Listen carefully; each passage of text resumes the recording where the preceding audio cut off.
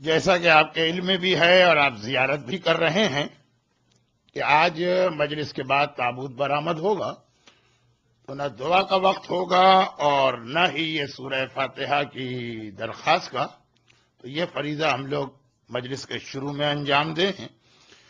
مرحوم سید محمد علی موسوی، مرحومہ بطول النساء بیگم، مرحوم سید ابو الحسن موسوی، مرحوم سید ابو القاسم کاظمی، مرحوم سید سراج الحسن جعفری، مرحومہ بلقیس موسوی، اس خاندان کے دیگر تمام مرحومین، حاضرین مجلس کے خاندان کے تمام مرحومین، تمام شہدائے ملت و اسلام، خصوصاً کراچی میں جو سلسلہ شہادتوں کا ابھی بھی جاری، اور کل مرحوم مومنین و مومنات، ان سب کے لیے ایک مرتبہ فاتحہ۔ بسم اللہ الرحمن الرحیم، الحمد للہ رب العالمین، الرحمن الرحیم، مالک یوم الدین، ایاک نعبد و ایاک نستعین، اهدنا الصراط المستقیم، صراط الذین انعمت علیہم غیر المغضوب علیہم ولا الضالین۔ لا حول ولا قوة الا باللہ العلی العظیم۔ بسم اللہ الرحمن الرحیم، الحمد للہ رب العالمین، والصلاة والسلام على سید المرسلین، سیدنا و مولانا ابی القاسم محمد۔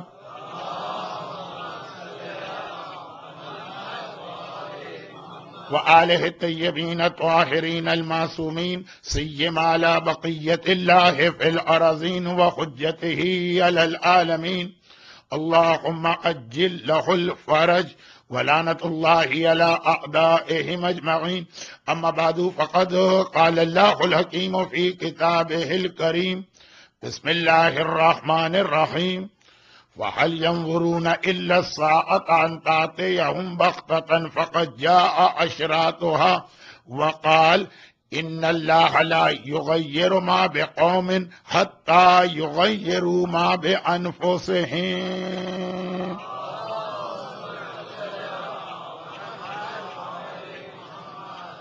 الغدیر کی انتظامیہ اور آنے والے عزاداروں کے تعاون سے ایام ازا 1433 ہجرہ کا یہ آخری عشرہ وقت پہ شروع ہو رہا تھا، اور تقریباً ہماری مجالس وقت پہ ختم ہو رہی تھیں، لیکن آج چونکہ شہادت کی رات ہے تو اس لیے بیان خالی شہادت کی رات ہی نہیں ہے، ایام ازا کے الوداعی مجلس بھی ہے، تو بیان ذرا تاخیر سے شروع ہوا ہے، اور کوشش کروں گا کہ ویک ڈے کی وجہ سے یہ بیان تاخیر سے ختم نہ ہو۔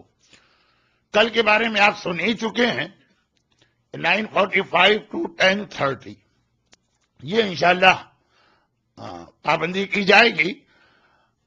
بہت ساری باتیں ابھی رہ گئی ہیں، خاص طور پہ تزکیہ نفس ایک ایسا لفظ استعمال ہو گیا تھا کہ جو اس سال کی مجالس کا ہمارا ٹاپک نہیں تھا، تو 9 امام کے حالات بیان کرنا تھے، جو حضرت عباس کا خطبہ آپ کی خدمت میں پیش کرنا تھا، اور وہ 3 باتیں جو میں نے کئی مجالس میں دہرائیں کہ 28 صفر وفات رسول خدا، 1 ربیع الاول ہجرت مدینہ، 17 ربیع الاول ولادت رسول، تو یہ ساری تاریخیں اس طرح سے قریب آ گئیں کہ مجالس میں کئی بار پیغمبر کا ذکر کرنا میری شرعی، ایمانی، اخلاقی، معرفتی ذمہ داری بن گیا، جس کے نتیجے میں بہت سے لوگوں کو یہ خیال رہا کہ مولانا کا اپنا ٹاپک یا سبجیکٹ انکمپلیٹ رہا، جو میرا سبجیکٹ تھا ہی نہیں۔ تزکیہ نفس یعنی نفس کو کیسے پاک کیا جائے، اور میں نے یہ عرض کیا تھا کہ اس عنوان پہ بعد میں کبھی گفتگو ہوگی۔ یہ پیغمبر کی ذمہ داریوں میں ایک اہم ترین ذمہ داری، میں نے بہت سوچ سمجھ کے لفظ اہم ترین استعمال کیا، کیونکہ یہی وہ ذمہ داری ہے جس کے حوالے سے پروردگار نے حضرت ابراہیم کے الفاظ کو بھی بدل دیا، اور اتنا اہم اس فریضے کو قرار دیا کہ اے ابراہیم تم نبی ہو، تم رسول ہو، تم صاحب شریعت ہو، تم اولو العزم میں شامل ہو، تم ہمارے حبیب کے بعد 124,000 یعنی 1,24,000 میں سب سے افضل ہو، مگر یہ جو دعا تم نے مانگی جس میں تزکیہ نفس بات میں چلا گیا، یہ دعا صحیح نہیں، دعا صحیح ہے، ترتیب صحیح نہیں۔ تو یہ اتنا ایک اہم مسئلہ اور اتنا اہم موضوع ہے کہ ابراہیم خلیل خدا، انڈائریکٹ وے میں اللہ نے ان کو بھی یہ پیغام دے دیا، تو ہمارے اور آپ کے لیے تو بہت ہی ضروری ہے، کبھی اور اس پہ بات ہوگی، لیکن یہ تھوڑی بہت بھی بات ہوئی اسی لیے کہ رسول خدا کی ذمہ داریوں میں اہم ترین ذمہ داری اس کو قرار دیا گیا۔ اور اب اس سے پہلے کہ میں اپنی آج کی مجلس کا ربط کل کی مجلس سے ملاؤں اور اسی موضوع کے حوالے سے ایک بات اور عرض کروں، قرآن کی ان آیتوں کا ترجمہ تو کر دیا جائے جن کے بارے میں مجھے شک ہو رہا ہے شاید ان آیتوں کا بیان آج نہ آ سکے۔ اب یہ جملے کو آپ خود ہی مکمل کر لیں کہ اگر آج نہ آ سکے تو اس کا مطلب کل آئے گا، اور یہ آیتیں ایسی ہیں کہ اگر ان کا بیان کل آ گیا تو جس انداز کے جشن کی مومنین کو توقع ہے وہ پوری نہیں ہوگی۔ تو میں نے ابھی سے کہہ دیا، پہلی آیت اسی سورہ کی ہے جس کا نام ہی پیغمبر کے نام پر، 47 نمبر کا سورہ، سورہ محمد جو سورہ فتح سے ملا ہوا،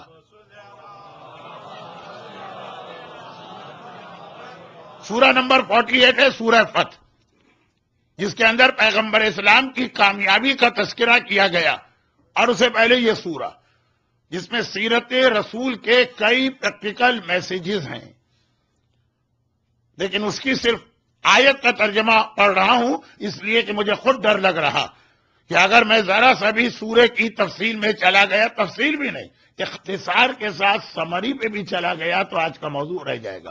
جو آیت میں نے تلاوت کی وہ یہ کہ کیا یہ لوگ سمجھ رہے ہیں کہ ساعت کے آنے میں ابھی بہت ٹائم باقی ہے؟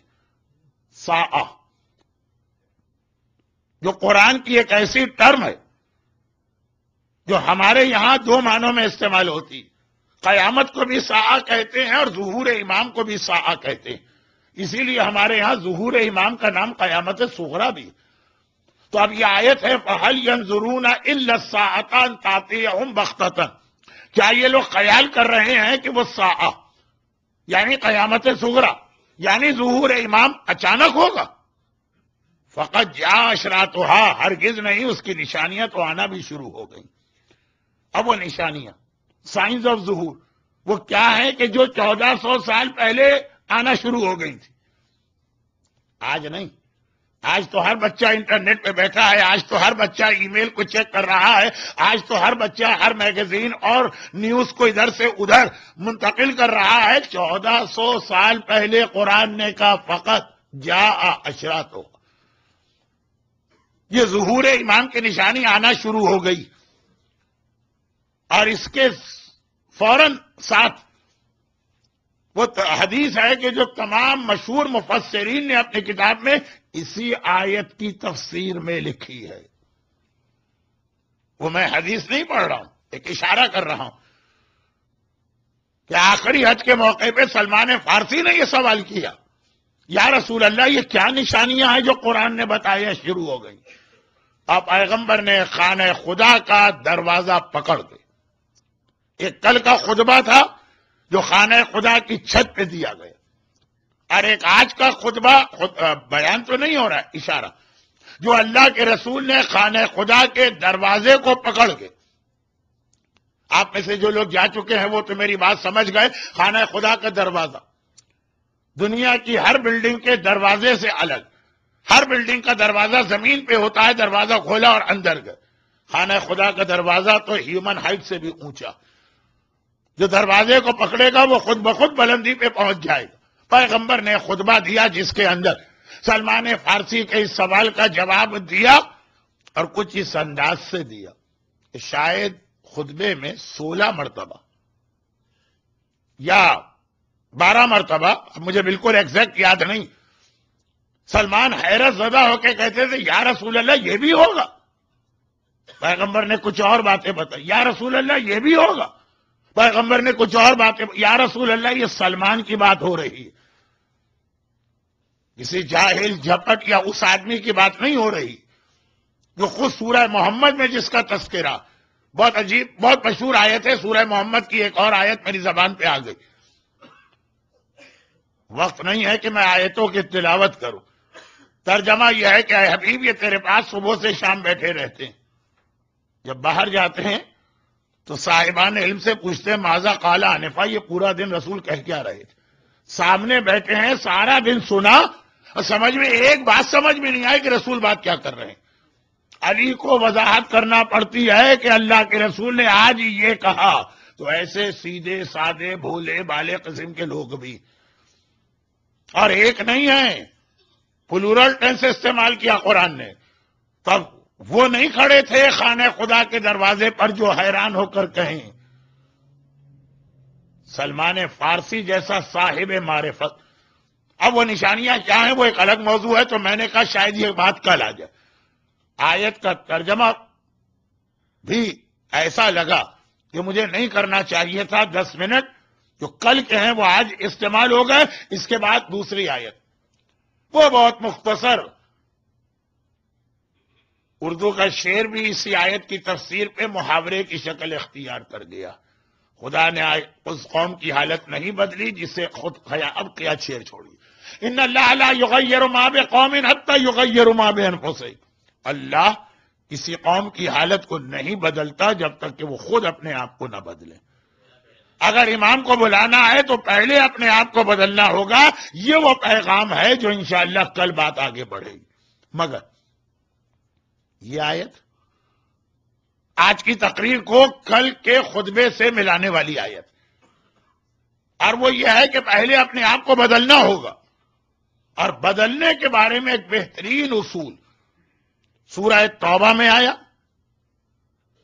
ولید کے محل میں آقا حسین کی زبان پہ آیا، خانہ خدا کی چھت پہ آقا عباس کی زبان پہ آیا، اصول ایک ہے، مختلف مثالوں کے ذریعے سے، کبھی قرآن نے بتایا، کبھی امام نے بتایا، کبھی محافظ امام نے بتایا، قرآن کی آیت سورہ توبہ میں وہی اصول دیا، اپنے آپ کو بدلنا اگر امام کو بلا رہے ہو، لیکن اگر امام کو نہیں بھی بلا رہے ہو تب بھی اپنے آپ کو بدلنا تو پڑے گا، اسی کو تو تزکیہ نفس کہتے ہیں،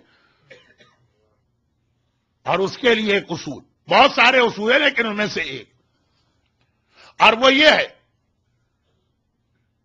کہ خاص طور پر بچوں اور نوجوانوں کے لیے ہم عادی ہیں، ہماری عادت ہے، ہمارا روٹین ہے، ایک لسٹ ہم بناتے ہیں ڈونٹ والی اور کہتے ہیں یہ نہیں کرنا، یہ نہیں کرنا، یہ نہیں کرنا، اب چاہے مذہب کی بات ہو چاہے کلچر کی بات ہو، بعض جگہوں پہ مذہب اتنی اہمیت نہیں رکھتا، نماز پڑھے کہ نہ پڑھے یہ مسئلہ نہیں ہے، لیکن جو کلچرل چیزیں ہوتی، بیٹا بڑے کے سامنے اس طرح نہیں جانا، فلاں سے اس طرح سے بات نہیں کرنا، اور پھر وہ یعنی وقت نہیں ہے کہ میں کلچرل مثالیں دوں، لیکن کہنے کا مقصد یہ، وہی میر مہدی مجروح کا ایک جملہ جو میں اکثر کہتا ہوں، اگرچہ آج شہادت کی رات، وہ ہنسنے کا جملہ تو نہیں ہے، خالی سننے کا جملہ، کہ اگر کسی نے ان کے سامنے غالب کا شعر غلط پڑھ دیا تو جوتا لے کے مارنے دوڑے کہ کیا اسے قرآن سمجھ لیا کہ جیسا دل چاہے پڑھ دو، کیا حدیث سمجھ لیا جیسا دل چاہے ٹھوک دو غالب کا شعر۔ اب ایسا بھی کلچر کہیں پہ ہوتا کہ قرآن کے اندر جو چاہے تبدیلی کرو، مثلا حدیث کے اندر جو چاہے تبدیلی کرو، جو ہمارے رواج و طریقے ہیں اس کو نہیں بدلنا۔ شادی میں اگر دولہا کو سونے کی انگوٹھی پہننا ہے تو پہننا پڑے گی، اور اگر سالیاں راستہ روکیں گی اور ہاتھ پکڑ کے کہیں گی پہلے ہمارا نیک دیجئے، تو چاہے نامحرم سے ہاتھ ملانا حرام ہو لیکن یہ تو ہو کے رہے گا۔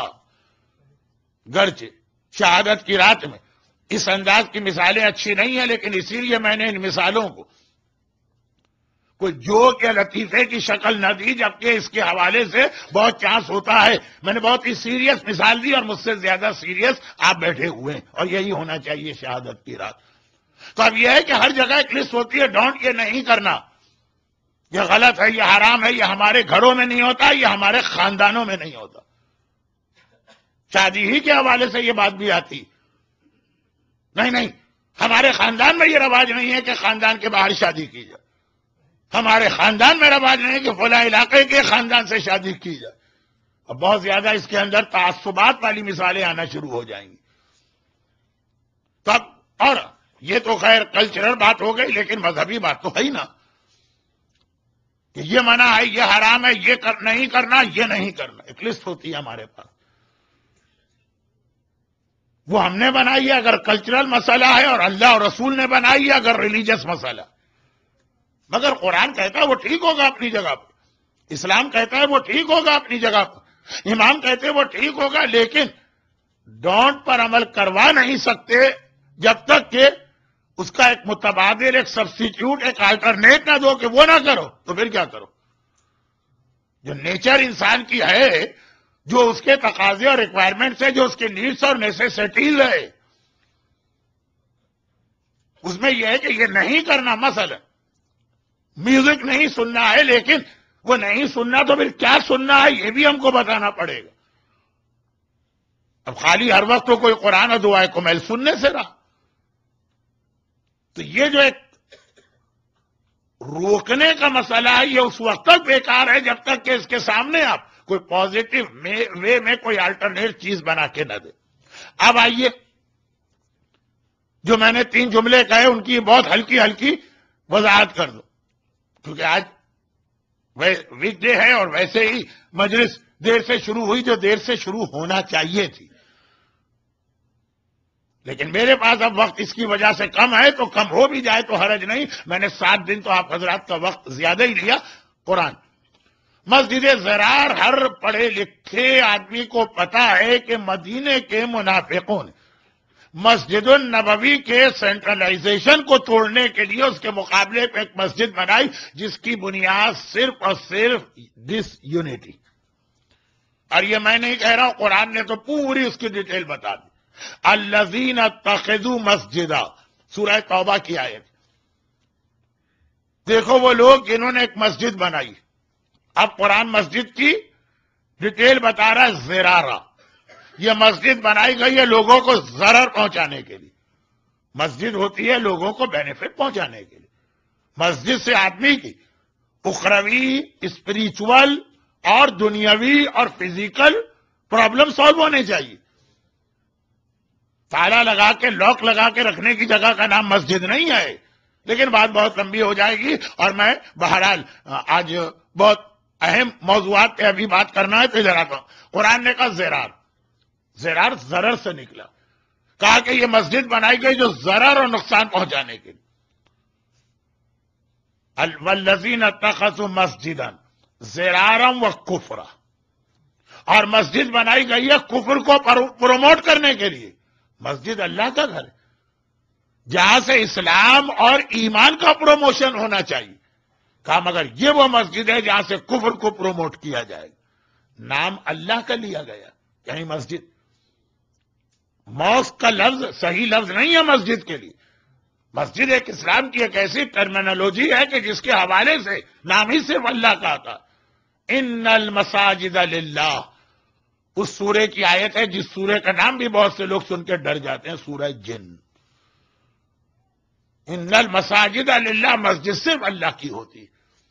موسک کا لفظ اس کے اندر تو بہت ساری چیزیں آ جاتی ہیں مسجد، لیکن کہا یہ مسجد بنائی گئی ہے کفرا. ساری چیزیں قرآن کہہ رہا. وَتَفْرِيقًا بَيْنَ الْمُؤْمِنِينَ، اور مومنوں میں فرق پیدا کرنے، ڈس یونٹی، مومنین کو آپس میں لڑانے کے لیے. مسجد کا کام ہوتا ہے یونٹی پیدا کرنا. یہ مسجد تو بنائی اسی لیے ہے کہ مومنین کو ڈیوائیڈ کیا جائے. وَإِرْصَادًا لِمَنْ حَارَبَ اللَّهَ وَرَسُولَهُ، اور یہ مسجد ایک قسم کا شیلٹر دے گی ان لوگوں کو جو اللہ اور اللہ کے رسول سے جنگ کر رہے ہیں. دنیا میں کتنی مسجدیں ایسی ہیں جس کے سارے ٹرسٹی وہ ہیں جو نہ اللہ کا کوئی حکم مانتے ہیں نہ رسول کا، بلکہ ایسے الفاظ جو حدیثوں میں آئے کہ فلاں عمل کرنے والا اللہ سے جنگ کر رہا، اور وہ معلوم ہوا کہ ٹرسٹ میں بیٹھے، سارا کنٹرول ان کا. احتیاط کی وجہ سے، احتیاط میں مجمع سے تو کبھی نہیں ڈرا، ٹائم کی کمی کو میں احتیاط کہہ رہا ہوں. میں صرف مسجد تک اپنے آپ کو لمیٹڈ کر رہا ہوں، اور آیت بھی مسجد کی ہے، لیکن اصول تو امام باڑہ، عاشور خانہ، حسینیہ، آرگنائزیشن، یتیم خانہ، ریلیجس چیریٹی کے اسکول، کالج، یہ سب اس میں آتے ہیں، لیکن بات وہیں تک رکھیں جو قرآن کی آیت۔ ایک گناہ تو ایسا ہے کہ قرآن نے یہ لفظ استعمال کیا ہے سورہ بقرہ میں کہ وہ اللہ، وہی لفظ حارب اللہ، وہ اللہ سے حرب کر رہے ہیں، جنگ کر رہے ہیں، وہ ہے سود لینے دینے کا۔ لیکن خیر، اب بہت زیادہ کہیں پرسنلائز قسم کی مثال نہ بن جائے، تو قرآن نے کہا اس مسجد کی 4 باتیں، یہ زرارہ ضرر بنانے والے کی نیت ہی ہے کہ ضرر، کفرہ یہ کفر کا پروموشن، تفریقہ یہ مومنین کو لڑانے کی جگہ، ارصادن لمن حارب اللہ و رسولہ یہ ان لوگوں کو ایک پروٹیکشن یا شیلٹر پرووائڈ کر رہی جو اللہ اور رسول سے جنگ کر رہے ہیں، مسجد کے اندر آ کے چھپتے ہیں، مسجد کا نام استعمال کرتے ہیں۔ ابھی آپ نے مرثیے میں سنا، ابھی آپ نے برادر محترم تقی جعفری صاحب پروگرام ڈائریکٹر الغدیر سے سنا کہ آج ایام ازاں کی آخری مجلس، جس دن ایام ازاں کی پہلی مجلس تھی، کراچی کے اندر نمائش کے علاقے میں صاحبان ایمان کے کیمپس اور اسکاؤٹ پر فائرنگ ہوئی تھی، اور سارے لوگ فائرنگ کرنے والے فائرنگ کر کے کہاں جا کے چھپ کے بیٹھے؟ سامنے کی مسجد میں۔ اب انہیں گرفتار کرنا مسئلہ ہے، کیونکہ اب مسئلہ جو ہے چینج ہو گیا، ذرا کوئی ان پہ ہاتھ ڈالے کہ مسجد کی بے احترامی کی جا رہی، ہم مر جائیں گے لیکن نہ پولیس کو مسجد میں جانے دیں گے نہ رینجرز کو، جبکہ پتہ بھی ہے کہ یہ لوگ پکڑے بھی جائیں گے تو آدھے گھنٹے بعد سب چھوٹ جائیں گے، لیکن اس کے بعد مسجد کے نام پہ اتنا بڑا ایشو بنا دیا۔ تو بہت چھوٹی میں مثال دے رہا ہوں، لیکن ارصادا لمن حارب اللہ و رسولہ، قتل حسین کے سارے فتوے مسجد سے جاری ہوئے تھے، دربار سے نہیں۔ قتل حسین کے حق میں ساری اسپیچز مسجد سے کی گئی تھی، دربار سے نہیں۔ خیر، اب یہ بات تو بہت پھیل گئی، میں تو اتنا بات کو پھیلانا نہیں چاہتا، لیکن قرآن کی آیت ہسٹری نہیں ہے، قرآن پریکٹیکل کتاب۔ اگر پاس کی کوئی بات بیان کرتا ہے تو اس لیے کہ وہ تمہارے زمانے میں پیش آنے والی، تو آج بھی ایسی مسجدیں بنیں گی اور آج بھی ایسے ریلیجس سینٹر بنیں گے جس میں 4 باتیں پائی جائیں گی، نقصان پہنچائیں گے صاحبان ایمان کو، وہاں سے کفر کا پروموشن ہوگا، وہاں سے مومنین کو ایک دوسرے سے لڑایا جائے گا، اللہ اور رسول سے جنگ کرنے والے اس سینٹر کے نام پہ اپنے آپ کو چھپا لیں گے۔ اب یہ تو خیر پورا کشرا، لیکن آگے اس کے بعد جس کے لیے میں نے یہ آیت تلاوت کی، آج یہ آیت میرے سبجیکٹ میں کہاں سے گئی؟ آج کے سبجیکٹ سے اس آیت کا تعلق کیا ہے؟ آج میں مسجد زرار پہ تو بات نہیں کر رہا ہوں، یا سیرت رسول کے حوالے سے یہ تو نہیں بتا رہا ہوں کہ رسول خدا نے کس طرح مسجدیں بنائی۔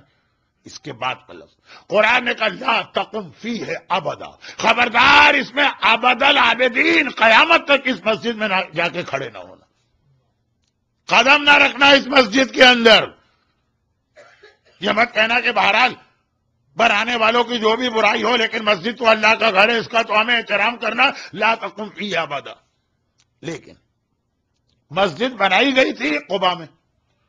قبا آج تو ڈاؤن ٹاؤن کا ایک حصہ ہے، لیکن اس زمانے میں تو مدینے کے باہر کا ایک دوسرا ٹاؤن تھا، قبا الگ تھا، مدینہ الگ۔ اب مسجد وہاں بنائی گئی، خدا نے کہا خبردار اس مسجد میں کھڑے نہ ہونا، تو وہاں کے لوگ اب کیا کریں؟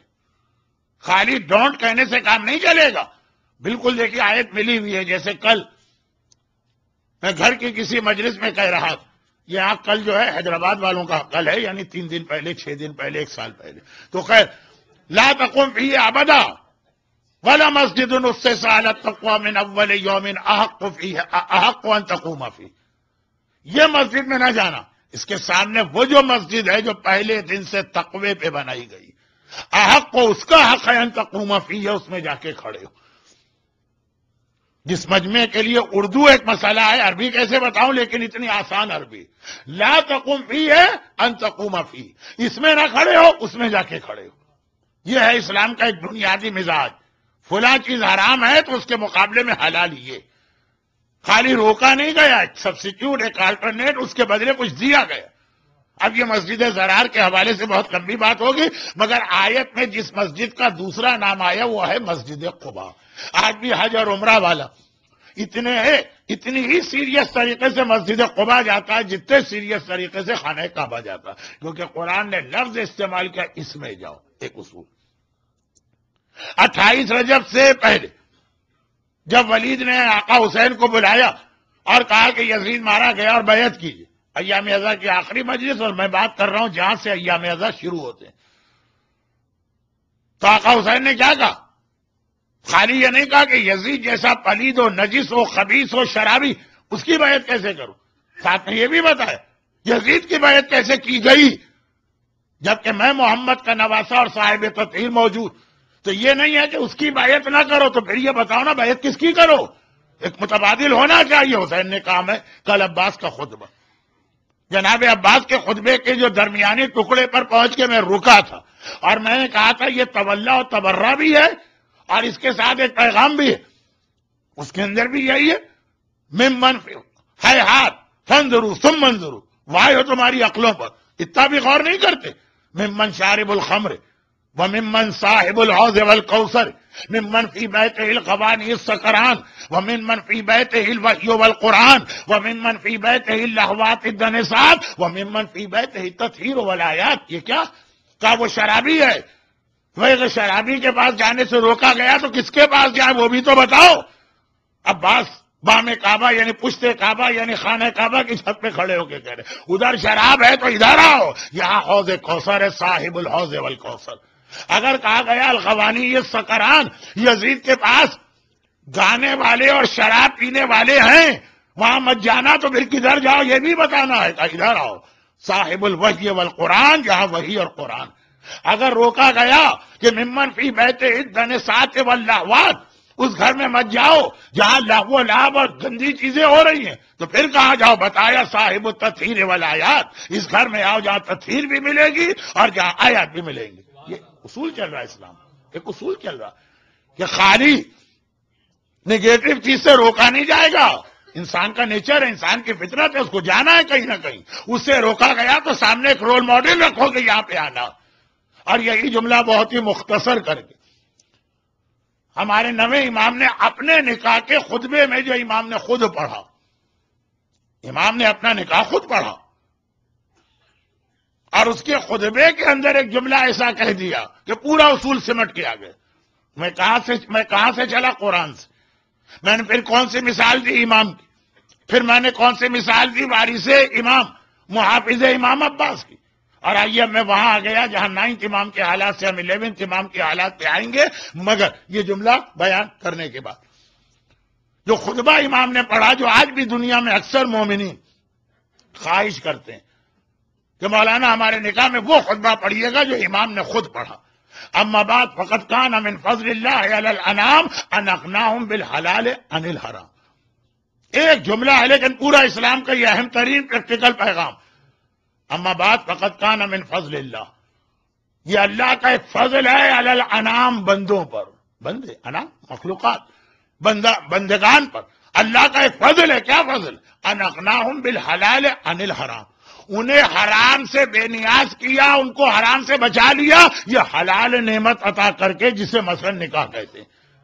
حرام سے ویسے اسلام نے نہیں روکا، جیسے کرسچینٹی نے روک دیا کہ جی شادی نہ کرنا، تو پھر کیا کریں گے؟ کوئی متبادل ہونا چاہیے، کچھ نہیں۔ چنانچہ کیا ہوتا ہے وہ بھی آپ کو معلوم ہے، مجھے کہنے کی ضرورت نہیں۔ لیکن اسلام کا اصول آ گیا، اگر حرام سے روکتا ہے اسلام تو پہلے کوئی حلال عطا کرتا ہے، حلال دینے کے بعد کہتا ہے کہ اب اس حرام کی جانب نہ جاؤ۔ تو ہم آج کے ماحول میں اگر اپنے بچے سے کہیں کہ مثلا کلب میں نہ جانا، ہم اپنے بچے سے کہیں کہ برتھ ڈے پارٹیوں میں نہ جانا جہاں پہ ڈانس اور جہاں پہ مس گیدرنگ ہے، اگر ہم اپنے یوتھ سے کہیں کہ فلاں حرام گیدرنگ میں نہ جانا، تو ہم نے اس کے لیے کوئی حلال آلٹرنیٹ اور سبسٹیٹیوٹ رکھا؟ ہر کام مسجد اور ہر کام امام بڑے کا نہیں ہے، اس کے علاوہ بھی جتنے حرام سے روک رہے ہیں تو ایک حلال انٹرٹینمنٹ ہونا چاہیے۔ آج بھی آپ جائیے مدینے کے اندر، سعودی عرب کا جو سب سے بڑا پروجیکٹ جو یونیسکو سے اپرووڈ ہے، بلکہ یونیسکو نے اس بات پہ تعریف کی، یہ ان کی فیس سیونگ، بقی کے روزے توڑے اور دنیا میں ایک ہنگامہ اس حوالے سے ہوا ہم تو خیر مذہبی اعتبار سے، لیکن ہنگامہ ہوا کلچرل ہیریٹیج. آپ جس دنیا میں رہتے ہیں وہاں 100 سال پرانی ایک دیوار ہو تو ایک اینٹ بھی وہاں سے نہیں ہلا سکتے. تو 1400 سال پہلے کی عمارتیں توڑ دی گئیں. اب انہوں نے کلچرل سٹی کے نام سے موناخا کو ڈیولپ کیا، یہ دکھانے کے لیے کہ نہیں ہم بھی بہت کلچر کا خیال کرتے ہیں. جنت البقیع کا جو الزام تو نہیں، حقیقت ان کے اوپر جرم آیا. جیسے 9 امام کی شادی مامون نے اپنے جرم کو چھپانے کے لیے کی، وہی کام آج سعودی عرب کرا، مناخا بنا دیا. مناخا بھئی کیا چیز ہے مناخا؟ امام زمانہ کا انتظار کرنے والوں کے لیے بہت اہم جگہ ہے مناخا. کل بتاؤں گا، کیونکہ اب مجلس کا آدھا وقت گزر گیا، اب تک 11ویں امام کا ذکر شروع نہیں ہوا. زمانے کے امام کا انتظار کرنے والوں کے لیے مناخا بہت اہم ہے. وہ والا پہلو تو کل بتاؤں گا، وہ ویسے بھی میرے موضوع میں ہے، لیکن مناخا اس کی ایک تاریخ یہ ہے کہ یہ وہ جگہ ہے جہاں رسول اللہ اپنی سپرویژن کے اندر گھڑ دوڑ کے مقابلے کراتے تھے. ریس ہوتی تھی باقاعدہ، بیٹنگ والی نہیں، لیکن یہاں پہ ریس کورس ہے یہ رسول خدا کا. خود آ کے رسول بیٹھتے تھے. وہاں مسجد بھی ہے جس کی ہم زیارت کرتے ہیں. کیوں یہ مسجد کیوں؟ یہاں رسول اللہ نے نماز پڑھی. چلے ٹھیک. خالی اتنا کہا نہیں، جب ریسیں ہوتی تھی تو 2 ریس کے درمیان وقت نماز آتا تھا، رسول یہاں پہ نماز ادا کرتے تھے. وہ سامنے جو مسجد النبوی ہے جہاں ایک نماز کا ثواب 1 لاکھ کے برابر ہے، کہا کہ نہیں، جب رسول یہاں ہوتے تھے ریس کورس میں تو مسجد النبوی نہیں جاتے تھے جو سامنے نظر آ رہی، یہی نماز پڑھتے تھے. کہ ریس کے مقابلے بھی اسلام کے اعتبار سے بہت اہم ہے. وہ شرط والے، جوئے والے، بیٹنگ والے نہیں. بہت مختصر آج مجھے بات کرنا پڑ رہی ہے تو گھبرا بھی رہا ہوں کہ انکمپلیٹ بات میسج کو کہیں میسج دینے جا رہا ہوں کہ الٹا میسج نہ مل جائے. مگر یہ حلال انٹرٹینمنٹ جو خطبہ عباس کا ایک حصہ تھا، اس لیے بھی اس کو بیان کرنا. ایام اعزا کا اختتام ہو رہا، اب وہ وقت آ رہا ہے کہ ہماری قوم کل رات کو سوگ بڑھا کے اس کے بعد اپنی عملی زندگی کی جانب متوجہ ہو. پہلا کام تو یہ ہوگا، اب شادیاں شروع ہونے والی، تو کس انداز سے ہوگا وہ سارا ماحول. اس لیے تھوڑے سے اشارے چل رہے ہیں. مگر ایک بات یاد رکھیے کہ یہ جو ہم کہتے ہیں اپنے مرثیہ اور نوحوں میں صحیح کہتے ہیں، مگر سننے والے جو سمجھتے ہیں وہ غلط سمجھتے ہیں. ایام اعزا کی آج آخری مجلس ہے. کل رات سورج ڈوبا اور ایک طرح سے سوگ بڑھایا. اس لیے بڑھایا کہ زینب کبریٰ نے سوگ بڑھایا، اس لیے سوگ بڑھایا کہ ام کلثوم نے سوگ بڑھایا. مگر یہ آخری مجلس عزا اور سوگ کے حوالے سے ہے. حسین کا جو پیغام تھا، جس کے لیے حسین نے سیکریفائس دیا ہے، حسین نے قربانی دی، وہ تو سارا سال آپ کے گھر میں آئے گا، بلکہ اب زیادہ ضروری ہے اس کا آنا. عزاداری بھی ہم سال بھر کرتے رہیں گے، لیکن اس انداز کی نہیں. اب عزاداری سے ذرا فارغ ہوئے، اب غور کرنا ہے کہ آخر حسین نے یہ جان کیوں قربان کی. اچھا، جب یہاں یہ جملہ آتا تو بعض لوگ یہ سمجھتے ہیں کہ ہمارے مولوی حضرات، علماء اور مراجع عزاداری کی اہمیت نہیں سمجھتے یا اس کی اہمیت گھٹا رہے. نہیں، ایک فطری بات ہوتی ہے. ایک آدمی مر گیا کسی ایکسیڈنٹ میں، اس کے بعد پھر دیکھا جاتا ہے کاز آف ڈیتھ کیا، وجہ کیا تھی. ہمارے مراجع تو عزاداری کو اتنا مانتے ہیں. دیکھیں، کمیونیکیشن گیپ آ گیا، ہمیں پتہ ہی نہیں چلتا کہ مراجع کا انداز و طریقہ کیا. کٹتے رہ گئے ہم اپنے مراجع سے، جس کے نتیجے میں یہ خرابی. اب بہت چھوٹی سی ایک بات عرض کر دوں. ایام اعزا کی آخری مجلس 2 مہینے اور 8 دن آپ نے آقا حسین کا دل کھول کے ماتم کیا، اور اس کے بعد بھی آپ نے کہا لیکن جو مولا نے اللہ کے لیے کہا وہ آپ نے اللہ کے لیے بھی کہا اور وہ آپ نے حسین کے لیے بھی کہا. ما عبدنا کا حق العبادہ. علی ساری عبادت کر کے کہتے ہیں لیکن اے اللہ جو تیری عبادت کا حق ہے وہ علی ادا نہ کر سکا. ہر رات 1000 رکعت نماز پڑھنے والا، جس کی ایک ایک نماز کی یہ حالت کے پاؤں سے تیر کھینچو تو پتہ نہ چلے. میدان صفین کے برستے تیروں کے اندر لیلۃ الحریر کا آغاز نماز سے کرنے والا، حالت رکوع میں زکوٰۃ دے کے اپنی نمازوں کو ولایت کے اعلان سے ملانے والا علی کہہ رہا ہے ما عبدنا کا حق العبادہ. ہم بھی یہ جملہ اللہ سے بھی کہتے ہیں اور آقا حسین سے بھی کہتے ہیں. مولا 68 دن ہم نے ماتم کیا اور عزاداری کی، لیکن حق تو یہ ہے کہ جو حق عزا تھا وہ ادا نہیں ہوا. وہ تو آپ کا وارث، آپ کا بیٹا، آپ کا عزادار، آپ کا سوگوار، آپ کے خون کا انتقام لینے والا ہی ادا کروائے گا ہم سے. لیکن بہرحال جتنی ہماری کیپیسٹی تھی ہم نے آپ کا ماتم کیا. ہمارے مرد، ہماری عورتیں، ہمارے بچے اپنا آرام بھی چھوڑ دیا، اپنی روٹین لائف بھی چھوڑ دی. 2 مہینے 8 دن یہ ماتم ہوتا رہا. لیکن ایک مختصر سا ماتم آیت اللہ محسن حکیم کا سن لیجیے.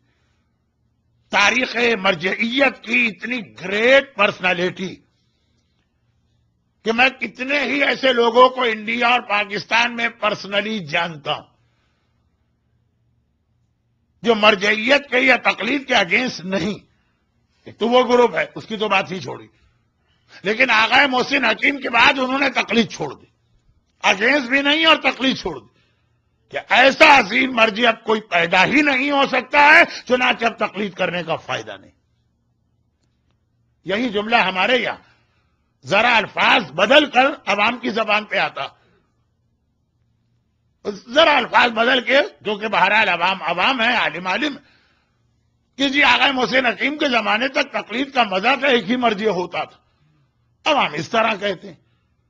گرچہ یہ غلط اسٹیٹمنٹ ہے، لیکن بہرحال آغا حکیم ایک بہت ہی اہم شخصیت، اور جتنا بھرپور انتقام آغا محسن حکیم کے خاندان کے مردوں سے لیا گیا، عورتوں سے لیا گیا، جوانوں سے لیا گیا، بچوں سے لیا گیا. تاریخ شیعت میں کسی اور گھرانے کی مثال نہیں ہے سوائے اہل بیت کے گھرانے. نہ عوام میں، نہ خواص میں، نہ عام آدمیوں میں، نہ علماء میں.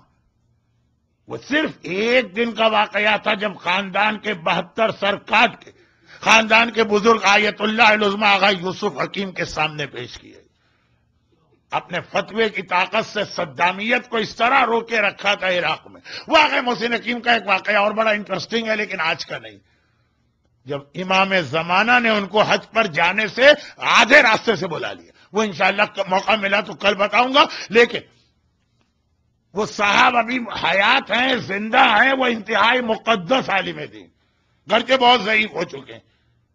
اور جب میں نے پہلے یہ واقعہ سنا تھا تو میں نے کہا کہ نہیں، ایسے واقعات چونکہ یہ بیس بن جاتے ہیں بہت سارے ہمارے پرابلم سالو کرنے کے لیے، تو پہلے معلوم ہونا چاہیے کتنا اتھینٹک. تو میں خاص ان سے ملاقات کے لیے گیا. آج کل دبئی میں ان کا قیام. وہ آغا محسن الحکیم کے انگلش اور اردو کے انٹرپریٹر تھے اور ان کے ساتھ ہی بیٹھتے تھے. انہوں نے کہا ہاں میرے سامنے یہ واقعہ پیش آیا، سنی سنائی بات نہیں. اور وہ یہ ہے کہ جب تک کہ یہ ٹیررزم والا سلسلہ نہیں چلا تھا، مراجع کرام دن کا ایک وقت ان کا گھر کھلا رہتا تھا. جس کا دل چاہے، چھوٹا ہو کہ بڑا ہو، عالم ہو کہ جاہل ہو، جس وقت چاہے اس وقت میں جو چاہے ان سے آ کے ملاقات کر سکتا. اس زمانے میں جو لوگ کربلا کی زیارتوں کو گئے ان سے پوچھئے کتنا آرام تھا بڑے سے بڑے مرجع سے ملاقات کرنا. چنانچہ روزانہ ایک ٹائم ہوتا تھا اور اچھا خاصا ٹائم. فرماتے ہیں یہ بہت ہی مقدس عالم. ذرا سا آپ حضرات آگے تشریف لے آئیے تاکہ بعد والوں کو زحمت نہ ہو، میں بھی ڈسٹرب نہ ہوں، آپ کا سلسلہ بھی نہ کریں. ادھر جگہ ہے. عزاداری اور آخری مجلس، اور ہمارے مراجع کیسی عزاداری کرتے ہیں. اب بہت ہی ریسنٹ واقعہ بتا رہا ہوں. آغا محسن حکیم ہماری نسل کے مرجع کہہ رہے ہیں کہ لوگ آتے ہیں. اچھا وہ جو وقت ہوتا ہے، بات کو میں پھیلا رہا ہوں، یہ سوری، تو وہ جو وقت ہوتا ہے اس میں کچھ لوگ خالی زیارت کے لیے آتے ہیں، خاص طور پہ زوار. کچھ لوگ مسئلے پوچھنے آتے ہیں، کچھ لوگ شرعی رقوم کو حوالے کرنے آتے ہیں، کچھ لوگ کچھ اعتراضات لے کے آتے ہیں. مسئلہ پوچھنا الگ ہے کہ بھئی یہ مسئلہ، اس کا حل کیا، انہوں نے حل بتایا، بس جو کہہ دیا. اس مومن کے لیے وہ حرف آخر ہے، کچھ نہیں. کچھ آرگومنٹ والے آتے ہیں. تو ایک صاحب آئے اور آنے کے بعد کہنے لگے کہ چوتھے امام کے حوالے سے ایک روایت ہمارے بعض ذاکرین پڑھتے ہیں. وہ عرب کے تھے اور عرب میں یہ روایت پڑھی جاتی ہے اور ہمارے یہاں. اور وہ یہ ہے کہ جب چوتھے امام کربلا سے آ کے عزاداری کی صف بچھا کے ماتم کرتے ہیں. ایام عزا کی آخری مجلس کا بھی مجھے حق ادا کرنا ہے. جو میرا موضوع چل رہا تھا اس پر بھی مجھے بات کرنا تھی جو میں نے کر لی. اور پھر 11ویں امام پہ بھی آنا ہے. اتنے سارے مشکل مرحلے بہت جلدی طے کرتا ہوں. تو اب یہ عزاداری کہا کہ چوتھے امام جب روتے تھے تو خون کے آنسو روتے تھے. ایک ہوتا ہے خون خود نکالنا. خود نکالنے کا مطلب یہ ہے کہ آپ کے بدن سے آقا حسین کے نام پہ ویسے خون نہیں نکل رہا. اور یہ کوئی بات بھی نہیں، یعنی کوئی اس میں اشکال اور اعتراض بھی نہیں. پتھر روئے تھے، خون کے آنسو. آسمان رویا تھا، 40 دن تک خون کی بارش ہوئی ہے. جس پتھر کو اٹھاتے تھے تازہ خون جوش مارتا ہوا نکلتا. یہ ہے ولایت تکوینی، یہ ہے معرفت تکوینی. کائنات کی ہر چیز ان کی معرفت رکھتی. کل تو میں پڑھ گیا پتا پتا بوٹا بوٹا حال ہمارا جانے، آج نہیں پڑھنا چاہتا. کائنات کی ہر چیز جانتی ہے کہ حسین کیا ہے، غم حسین کیا. اب یہ آدمی کہتا ہے لیکن چوتھے امام یہ محاورتاً کہا ہے کہ حقیقتاً یہ ایسا ممکن. اور کیسے ممکن؟ ہاں اگر ایک محاورتاً کہا، اردو میں بھی کہا جاتا جی ہمارا بیٹا بڑا نالائق نکلا ہے، اس نے تو والدین کو 8 آنسو رلوا دیے، خون کے آنسو رلوا. چلے ٹھیک. یا یہ کہ ایسا واقعہ ہوا، اور ہوا تو آپ جیسا مرجے. یعنی مرجے کا مطلب یہ ہے کہ شیعہ دنیا کا سب سے بڑا عالم ایسی باتوں پہ کیسے اعتقاد رکھتے ہیں؟ چلے عوام بہت سی باتیں مان لیتے ہیں، لیکن آپ تو صاحب علم ہیں، کیسے ممکن؟ اب وہیں پر اس زمانے کے ایک بہت ہی مشہور نوحہ خان بھی بیٹھے ہوئے تھے مراجے کے پاس. زیارت کے وقت پہ سب لوگ آتے ہیں. انہوں نے کہا کوئی مرثیہ پڑھو، کوئی نوحہ پڑھو.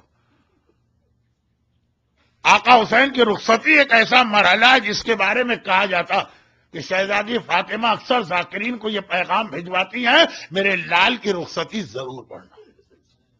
اس نے شروع کی. آغا حکیم جو ایک عام طریقہ آپ نے علماء کا دیکھا ہوگا کہ رومال آنکھوں پہ رکھا اور وہ بھی گریا کرنے لگا، سارا مجمع بھی رونے لگا. جب وہ نوحہ ختم ہوا 5 منٹ 6 منٹ کا، اور اپنی آنکھوں سے رومال ہٹایا تو پورا رومال خون میں بھرا ہے اور آنکھوں سے باقاً خون کے آنسو بہ رہے ہیں.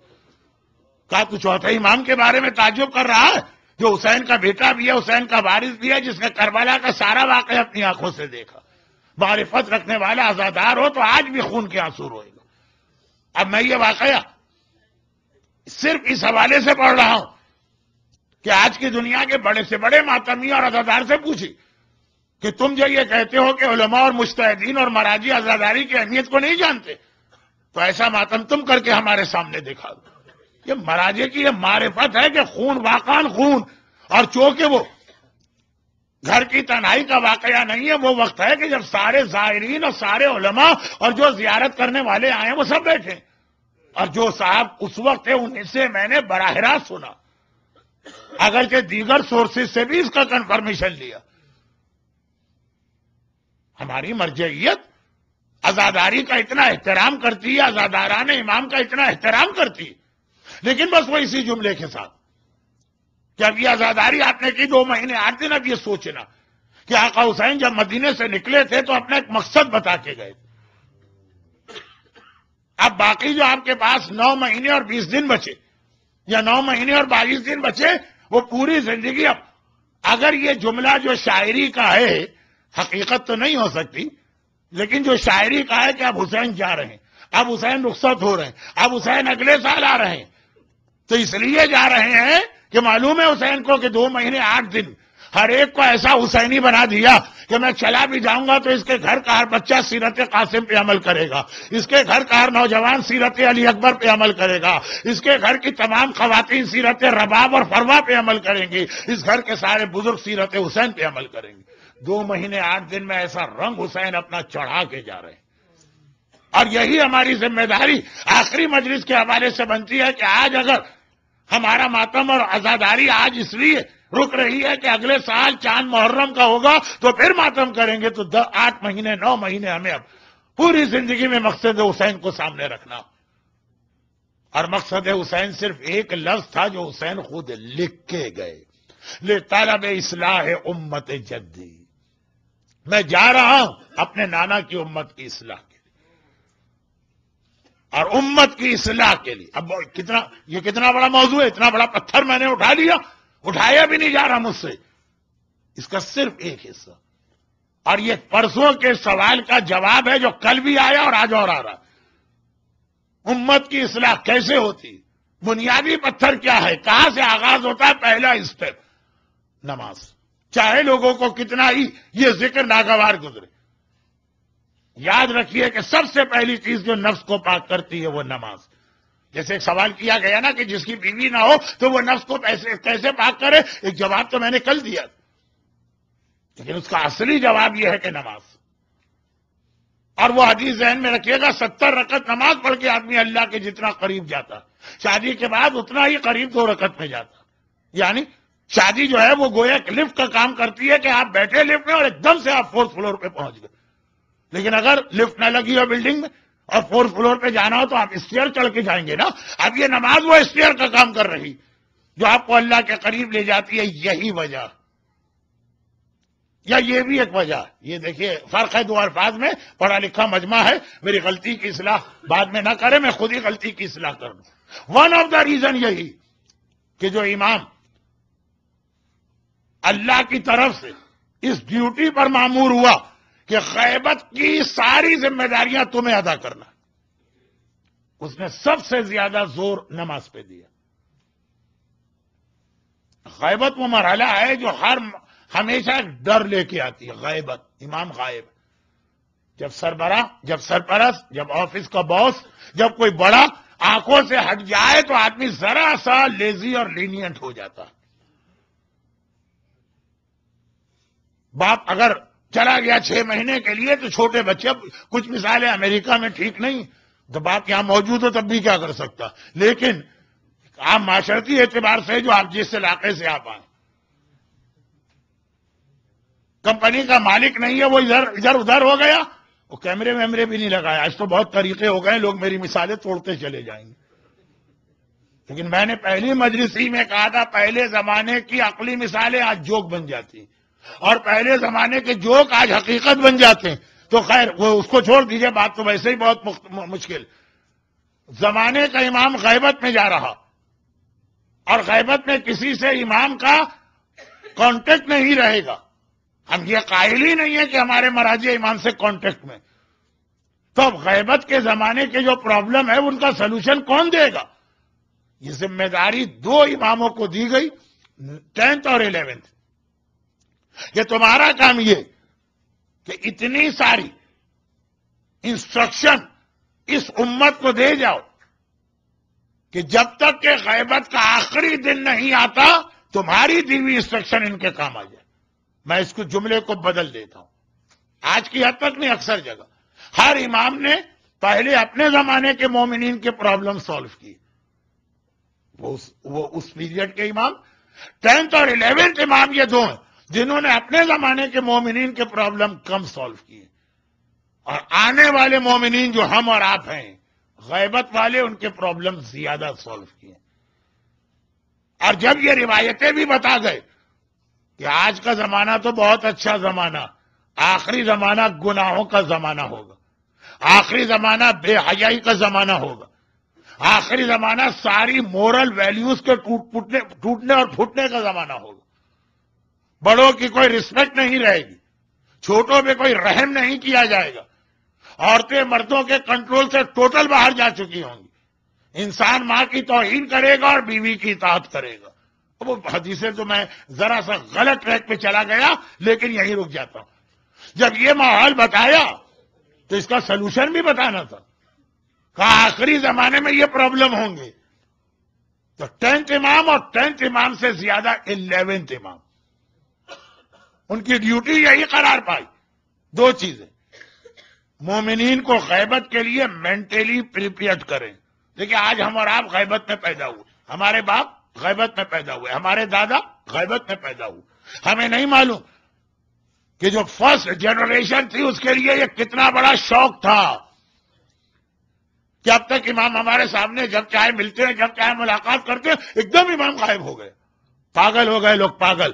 جوان بیٹا مر جائے تو ماں اتنی افیکٹڈ نہیں ہوگی جتنی پوری امت شیعہ اپنے امام کے غائب ہو جانے سے مینٹلی اپسیٹ ہو گئی۔ یہ تیاری 11ویں کو کرانا تھا۔ 2 چیز، غیبت کے لیے تیار کرانا اور دوسرا غیبت کے سارے پریکٹیکل پرابلم کا سلوشن پیش کرنا۔ اور ان دو کو، یہ تو دو تھے امام کی وہ ڈیوٹیز جو امت کے لیے، اور ایک مسئلہ اور تھا جو 9th امام کی شادی کے حوالے سے آیا تھا. سوری ٹو سے کہ چونکہ آدھا مجمع نیا، بلکہ شاید مور دین ہاف، تو ان کے لیے یہ جملہ سمجھ میں نہیں آئے گا جو میں نے 9th امام پہ ایک پوری اسپیچ پڑھی کی. اور تیسرا مسئلہ یہ تھا کہ ظالم کاؤنٹنگ کر رہے ہیں کون سا امام آ چکا، اب کون باقی، اب کتنے باقی. تو اب 11ویں امام کا تو سب سے بڑا مسئلہ یہ کہ ظالموں کی باقی ساری پلاننگ فیل ہو گئی. مامون کی پلاننگ تو میں نے پڑھ دی تھی، میرا نواسا ہے میں نانا بنوں گا تو سارے پرابلم ہی دور. نانا نواسا اگر سمجھ میں نہ آئے تو میری پرانی تقریر ہے، کل جو ہم لوگ عید الزہرا میں نانا نواسا کریں گے وہ الگ نانا نواسا. تو خیر خلاصہ یہ کہ یہ جو ایک پلاننگ کی جا رہی تھی، اس میں اب 11ویں امام آ گئے، اب تو ان کے ہاتھ پاؤں پھول گئے. 9ویں تک تو پھر بھی تھا نا کہ ابھی 10واں آئے گا، پھر 11واں آئے گا، پھر 12واں آئے گا. 10ویں تک تھا نا ابھی 11واں آئے گا، پھر 12واں آئے گا. ہمارے پاس ٹائم ہے سوچنے کا. ظالم تو اس ٹائم ہے، ذرا سوچ سمجھ کے کوئی پلاننگ. 11واں آ گیا، ان کے ہاتھ پاؤں بھول گئے، ٹائم ہی نہیں ہے ہمارے پاس. اور ایک جملہ یہ کہہ دوں کہ 11ویں امام اچانک سامنے آئے. 11ویں امام کے حوالے سے یہ دو چیزیں ہمیں اور آپ کو مینٹلی تیار کرائے گی. ہمارے زمانے کا امام اچانک آئے گا. 11واں امام بھی اسی طرح سے تھا، اچانک آیا. یعنی جس وقت امام کی امامت شروع ہوئی ان سے 2 سال پہلے تک کوئی پہچانتا ہی نہیں تھا کہ یہ امام بنیں گے. اور یہ کیوں؟ یہ کورنگ تھی کہ 11ویں امام سامنے آئے ہی نہیں تاکہ ظالم حملہ نہ کرے. وہ پھر ڈھونڈ رہے ہوں گے، نہیں ڈھونڈ نہیں رہے ہیں. ہمارے پاس 3 باب الحوائج ہیں، 2 بہت مشہور ہیں، تیسرے ذرا سے کم مشہور ہیں، اور جو ان کو جانتے بھی ہیں تو باب الحوائج کے حوالے سے نہیں جانتے. باب الحوائج یعنی جس دروازے پہ آپ کی ہر حاجت پوری. ایک ہے 7ویں امام، معلوم ہے آپ روزے کاظمین جاتے ہیں، باب الحوائج. ایک ہے وہ ابو الفضل العباس جن کا تعارف اور خطبہ کل آئے. ایک تیسرے بھی باب الحوائج شیعت کے پاس ہے، اور وہ ہے سید محمد، ہمارے 10ویں امام کے بیٹے اور 11ویں امام کے بڑے بھائی سید محمد. جناب عباس کے انداز سے ان کے حالات آتے ہیں، صاحب جلال ہیں. جناب سید محمد کا جلال کتنا مشہور. سامرہ جاتے ہوئے راستے میں بلد میں جو زیارت کی جاتی، گرچہ میں نے کہا کہ تھوڑا بہت مومنین کو انٹروڈکشن، خاص ان کے روزے پہ جا کے جو دمبا یا بکرا ذبح کیا جاتا، قربانی کی جاتی. اور وہ جو ایک مشہور بات ہے کہ اس روزے کے حرم میں حدود میں کوئی چیز چوری نہیں ہو سکتی. غلطی سے بھی اگر کسی کی چیز آپ کی جیب میں آ گئی تو بس نہیں چلے گی جب تک کہ وہ چیز آپ نکال کے نہیں رکھیں. آپ کو بھی نہیں پتا، بس رکے گی، ڈرائیور کہے گا کسی کے پاس کوئی کسی اور کی چیز آ گئی ہے، اپنی جیبیں اور سامان دیکھو ورنہ بس نہیں چلے گی. سید محمد، یہ سارے واقعات ان کے مشہور. مگر جو بات کم مشہور ہے کہ ان کا ٹائٹل بھی باب الحوائج، اور اس روزے پہ بھی جو دعا مانگی جاتی وہ فوراً قبول ہو جاتی ہے. بلکہ اگر یہ توہین نہ مانی جائے تو شاید 10ویں امام اور 11ویں امام جن میں سے ایک سید محمد کے باپ ہیں اور ایک بھائی، ان کے روزے پہ دعا ذرا دیر سے قبول ہوگی، سید محمد کے روزے پہ جلدی قبول ہوگی. کیونکہ سید محمد اپنے آپ کو ایک کورنگ بنا کے پیش کیا تھا. ہر جگہ یہ امپریشن مل رہا تھا کہ 10ویں امام کے یہ جانشین، ہر جگہ 10واں امام اپنے اس بیٹے کو لے کے جاتا، ہر جگہ اسی کا انٹروڈکشن کراتا، ہر جگہ لوگوں کچھ کہتے نہیں ہیں امام، لیکن اس انداز سے بار بار سید محمد سامنے لائے جاتے ہیں کہ لوگ سمجھ رہے ہیں یہی امام. اور اس کا مقصد صرف یہ ہے کہ 11ویں امام پہ اٹینشن جائے. اور اس کا نتیجہ نکلا کہ سید محمد کو زہر دے کے شہید کر دیا گیا سمجھ کے کہ یہ امام. اور ادھر وہ شہید ہوئے، پھر 11ویں آ گئے اور 1 سال کے بعد ان کی امامت شروع ہو گئی. اتنا ٹائم ہی نہ رہا دشمنوں کے پاس کہ 11ویں کے لیے نئی پلاننگ کرے. تو اچانک 11ویں کا سامنے آنا یہ ظہور کی تیاری. کیسے ظہور ہوگا؟ اور سامنے آتے ہی عباسی خلیفہ نے جیل میں ڈال دیا ہمارے 11ویں امام. یہ غیبت کی تیاری. غیبت میں 3 بڑے مسئلے ہیں، ٹائم نہیں رہا، میں بہت پوائنٹ کی شکل میں بتا رہا ہوں. نمبر 1، پتا ہے کہ ہمارا امام ہے، غیبت کا مطلب ہے ہمارا امام، اور میں انتہائی خوش قسمت ہوں گا کہ اگر آج میرے زمانے کے امام اسی مجمع میں کہیں تشریف فرما، اور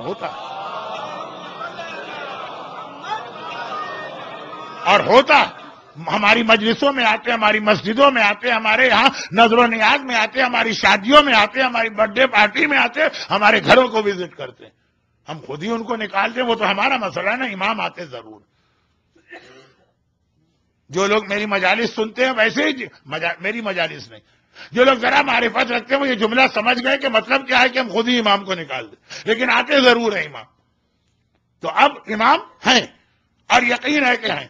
ابھی کل ہی رات کو میں کہیں بیٹھا تھا، ایک مومنہ کے اس سال کی 40 کی زیارت کے واقعات بیان ہو رہے، اس انداز سے پریشانی میں پھنس گئی، امام زمانہ کو پکارا، اس طرح سے ان کی زیارت کے سارے اسباب مہیا ہو گئے۔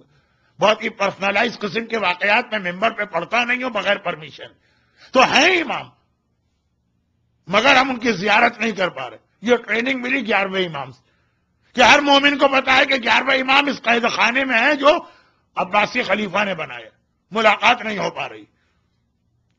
دوسرا مسئلہ یہ تھا غیبت کا کہ غیبت میں آپ کو اپنا خمس وہ نائب امام یا مجتہد کو دینا، اس کی ٹریننگ دینا پڑتی۔ گھبراتے ہیں لوگ، یہ حق فاطمہ ہے ہم کسی اور کو کیسے دے دیں، یہ حق زہرا ہے، آج بھی کتنے لوگ ایسے مجتہد کو خمس نہیں دیں گے، اس سے اچھا ہم خود اپنے حساب سے اچھے کام میں لگا دیں۔ تو اب جب امام خود تھے سامنے تب تو بہت بڑا مسئلہ، امام کہتے ہیں یہ میرا نائب ہے اس کو دے کے آؤ، نہیں مولا ہم تو آپ کے ہی ہاتھ میں دیں گے تب ہم کو سیٹسفیکشن ہوگا۔ کیسے ٹریننگ دی جائے؟ امام قید میں چلے گئے ہیں، وہاں جا نہیں سکتے ہو، اب مجبوراً نائب امام کو خمس دینا پڑ رہا ہے، یہ مجبوری ایک ٹریننگ دے رہی ہے، بہت بڑی تفصیل ہے اس کی لیکن وقت نہیں۔ اور تیسری بات یہ ہے مسئلہ پوچھنا، بھائی امام کے ہوتے ہوئے دل ہی نہیں چاہتا کسی غیر امام سے مسئلہ پوچھے، چاہے وہ آغا سیستانی، چاہے آغا خوئی، چاہے وہ آغا محسن حکیم، چاہے وہ آغا خامنائی، چاہے وہ امام خمینی جیسا عظیم مجتہد کیوں نہ۔ اب 11ویں امام نے یہ ٹریننگ اپنی قید سے دی، ہاں ہوں میں، تمہیں پتا ہے کہ میں زندہ ہوں اور موجود، لیکن اب مجھ تک نہیں آ سکتے تو تمہیں جانا پڑے گا ان کے پاس، کیونکہ ایسے باغی شیعہ تو بہت کم تھے جنہوں نے کہا کہ نہیں مولا اگر آپ کے پاس نہیں آئیں گے تو نہ نماز پڑھیں گے، نہ روزہ رکھیں گے، نہ مسئلے پہ عمل کریں گے، نہ خمس دیں گے۔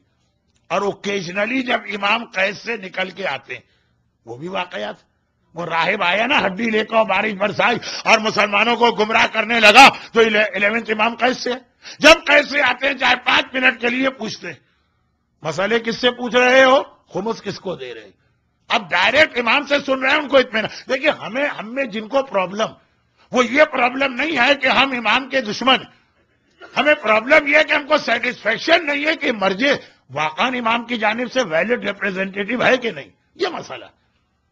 لیکن جب وہ 11ویں امام 5 منٹ کے لیے آئے اور کہہ گئے یہ میرے نمائندے، نام بھی لے لی، پھر جیل میں چلے گئے، پھر عباسی کو کوئی عباسی خلیفہ کو ضرورت پڑی پھر بلا لی، پھر 2 منٹ کے لیے سامنے آئے، لوگوں نے بات پوچھ لی، کہا یہ میرے نمائندے، تو وہ یقین پیدا کر رہے ہیں شیعت میں کہ یہ نائب امام اور مرجع میری جانب سے اپوائنٹڈ۔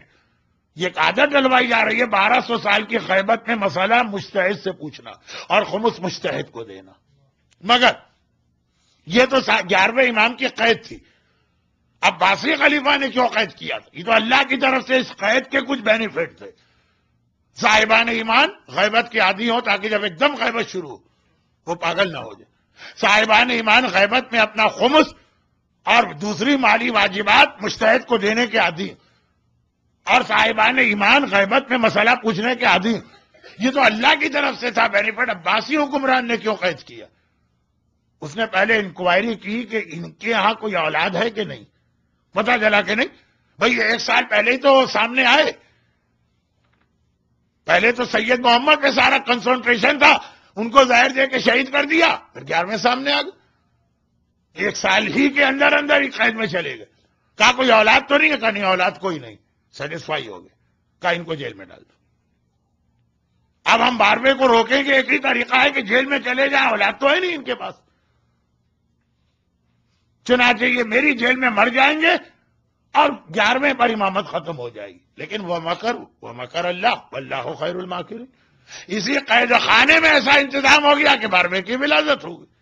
جیسے ہی عباسی خلیفہ کو پتا چلا، اسے اس دن نہیں پتا چلا، اسے ایک ہفتے بعد پتا نہیں چلا، اسے ایک سال بعد بھی پتا نہیں چلا.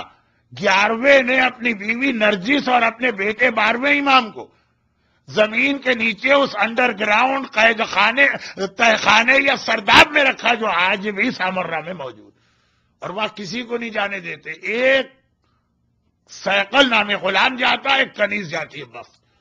اور یہ جناب حکیمہ خاتون 5 سال لگے یہ خبر سامنے آنے میں. جیسے ہی عباسی خلیفہ کو پتا چلا، ارے تم تو سمجھ رہے تھے کہ 11ویں پہ امامت ختم ہو رہی ہے، 12واں پیدا ہو کے بڑا بھی ہو گیا. وہ گھبرا گیا، کہا 12ویں سے تو ہم بعد میں ڈیل کریں گے، 11ویں کا تو خاتمہ کر دو، یہ تو ایک چیپٹر کلوز ہو جائے، پھر ہم دیکھیں گے 12ویں کو کس طرح ڈھونڈا جائے. یہ تاریخ میں ہر ہفتے عباسی خلیفہ کی CID 11ویں امام کے گھر پہ چھاپا مارتی، ریڈ ہوتا. گھر کے تمام افراد کو بائی فیس دیکھا جاتا یہ کون. جینٹس کے لیے جینٹس آتے ہیں، لیڈیز کے لیے لیڈیز آتی. اور جو لیڈیز CID آتی ان کے ساتھ لیڈی ڈاکٹرز آتی ہیں جو ایک ایک خاتون کا میڈیکل چیک اپ کرتے ہیں، یہ پریگننٹ تو نہیں. یہ پوری تاریخ ہے جس کے پڑھنے کا وقت نہیں ملتا ہے، اور آج تو وقت اور کم ہو گیا. لیکن خلاصہ یہ کہ جب پتا چلا کہ ولادت بھی ہو گئی، 5 سال کے بھی ہو گئے، لیکن باوجود یہ کہ مسلسل ہماری فوج کے ریڈ ہوتے رہے، وہ کبھی بھی پتہ ہی نہیں چلا کہاں پہ. خالی ریڈ نہیں،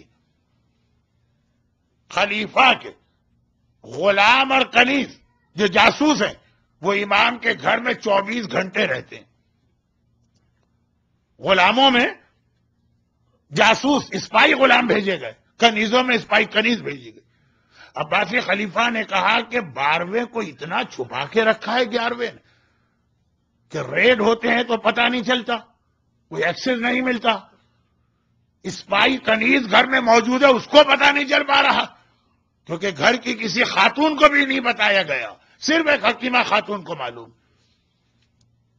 تو جیسے ہی پتہ چلا کہ یہ تو کنفرم ہے کہ ولادت ہو چکی ہے، تو کہا 11ویں کا تو خاتمہ کرو، کہ 12واں سامنے تھا ہی نہیں، پھر اس کو ڈھونڈیں گے آرام سے، کم از کم 2 میں سے ایک امام دنیا سے چلا جائے. اور یہ سازش اس ماہ ربیع الاول 260 میں بنائی گئی.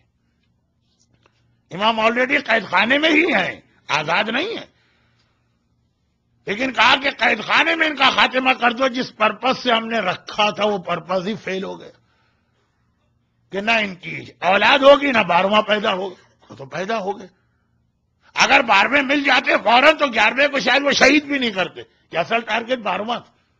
12ویں تو مل کے نہیں دے رہے. چنانچہ 11ویں کو شہید کیا گیا، اور اس شہادت کا ایک مقصد یہ تھا کہ کوئی بھی جوان اور غیرت مند بیٹا اپنے باپ کی میت کو دیکھ کر تو اپنے آپ کو نہیں چھپا سکے. دیکھیے ون آف دا پرپز یہ بھی ہے کہ اس میت کو دیکھ کر ایک مرتبہ 12واں غیبت سے نکل کے آ جائے. کوئی غیرت مند بیٹا یہ برداشت نہیں کر سکتا، چاہے وہ امام ہی کیوں نہ ہو. چنانچہ کربلا میں بھی ہم نے سنا جب حسین نے کہا حل من ناصر ینصرنا، بیمار سجاد غشی کے عالم میں ایک دم اٹھے، تلوار لے کے باہر نکلے.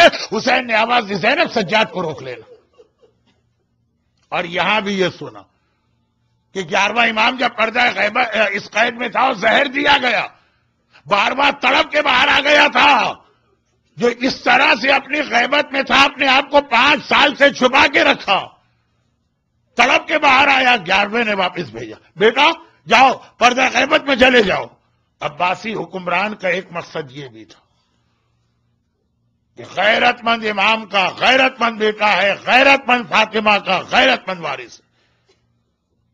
11ویں کو زہر دے کے شہید کرو تاکہ جب 11ویں کا جنازہ اٹھے گا تو اس وقت یقیناً وہ تڑپ کے آئے گا اور گرفتار کر لینا.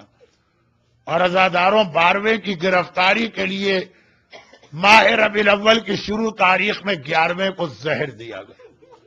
امام حسن کو دو ہی حسن ہیں ہمارے پاس، یا حسن مجتبی یا حسن عسکری۔ حسن مجتبی کو وہ زہر دیا گیا جس نے ایک لمحے میں کلیجہ ٹکڑے ٹکڑے کر دیا، چند لمحوں میں حسن مجتبی دنیا سے چلے گئے۔ حسن عسکری کو ایسا زہر نہیں دیا گیا۔ حسن عسکری کو وہ زہر، دیکھیے تاریخ ہے جو بہت کم لوگوں کو معلوم، حسن عسکری کو وہ زہر دیا گیا جو آہستہ آہستہ اثر دکھا رہا۔ کیوں؟ کیونکہ مقصد 11ویں امام کے زہر سے زیادہ مقصد تھا 12ویں کو غیبت سے باہر لانا۔ باپ بیمار ہے، بستر پہ گر گیا، بیٹا حالت دیکھ رہا ہے، روز بروز حالت خراب ہوتی جا رہی ہے، کتنا ہی صابر بیٹا ہوگا، 2 دن گزریں گے دیکھے گا میرے بابا کی حالت اور خراب ہوئی، صبر کر کے بیٹھا ہے، 4 دن گزریں گے دیکھے گا میرے بابا کی حالت اور خراب ہوئی، ایک وقت آئے گا جب اپنے بابا کو اس حالت میں دیکھے گا کہ تڑپ کے باہر آ جائے گا۔ زہر بھی ایسا دیا گیا، لیکن قید میں ہیں۔ کیا مطلب؟ زہر دیا گیا، علاج ممکن نہیں ہے۔ علی کے سر پہ ابن ملجم نے ضربت لگائی، مگر علی قید میں نہیں تھے تو علاج تو ہوا نا 3 دن۔ ہائے میرا 11واں حسن عسکری، کتنا معصوم، کتنا مظلوم، کتنی مصیبتیں، کتنے امتحان دیے، زہر ایسا دیا جا رہا کہ اچانک موت نہ ہونے پائے، آہستہ آہستہ بدن کٹتا چلا جائے۔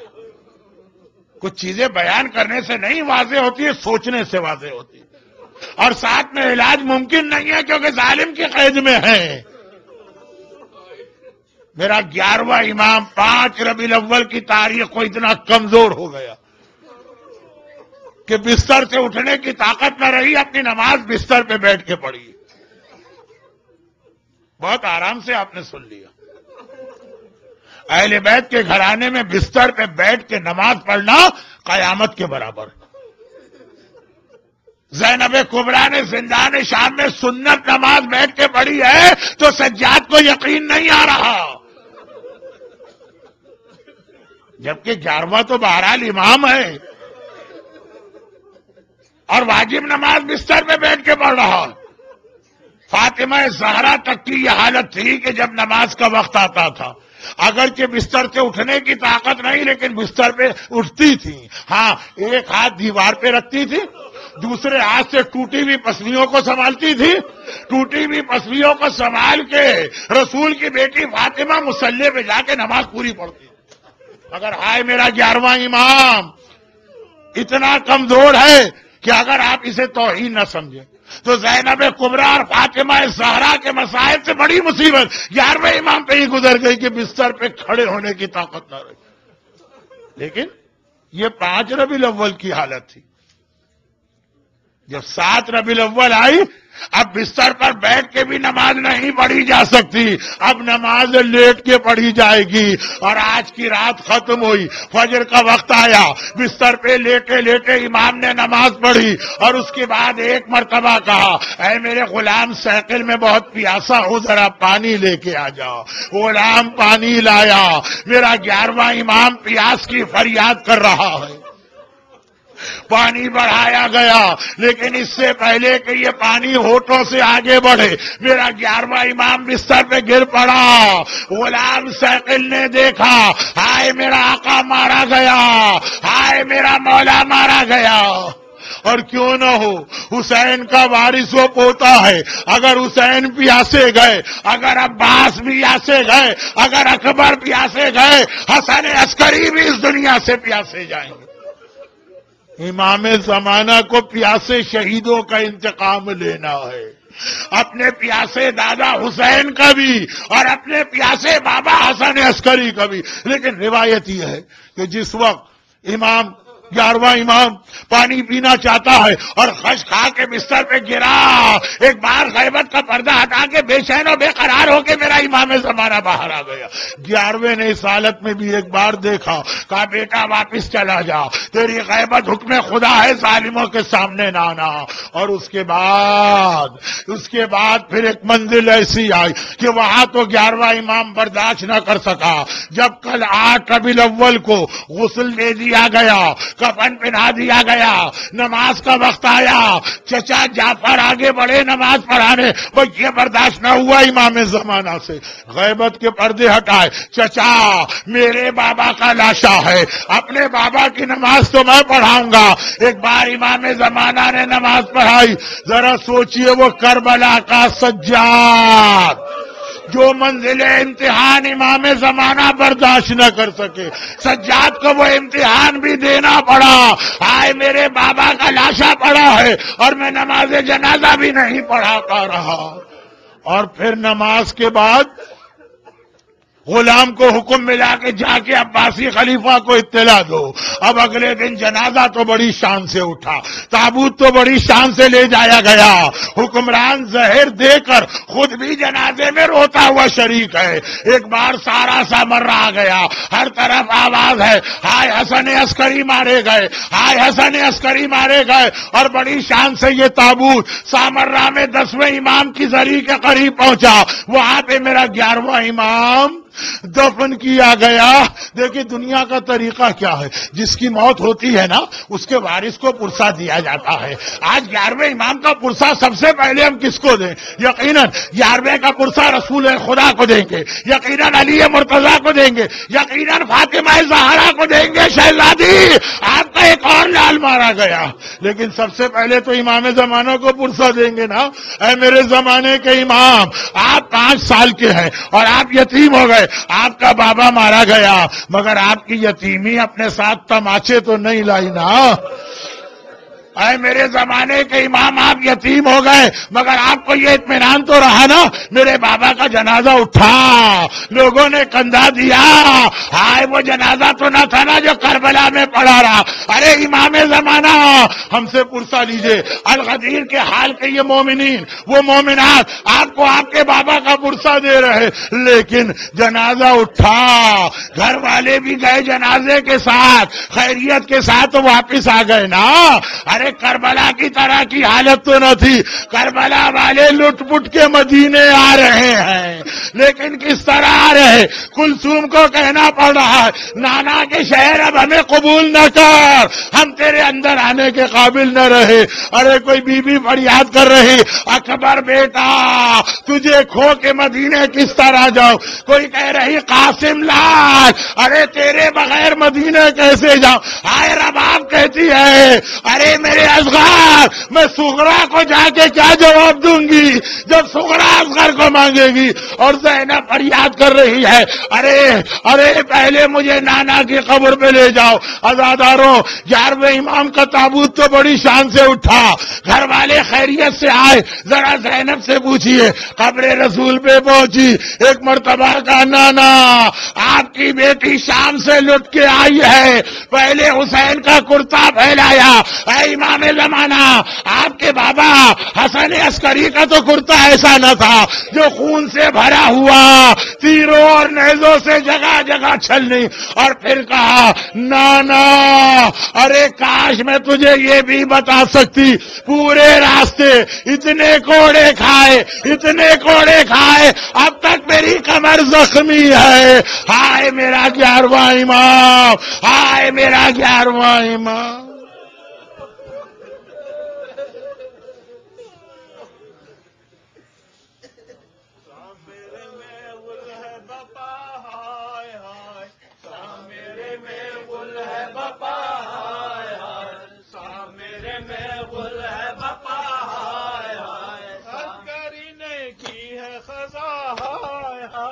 عسکری نے کی ہے قضا ہائے ہائے، شام میرے میں گل ہے بپا ہائے ہائے، شام میرے میں گل ہے بپا ہائے ہائے۔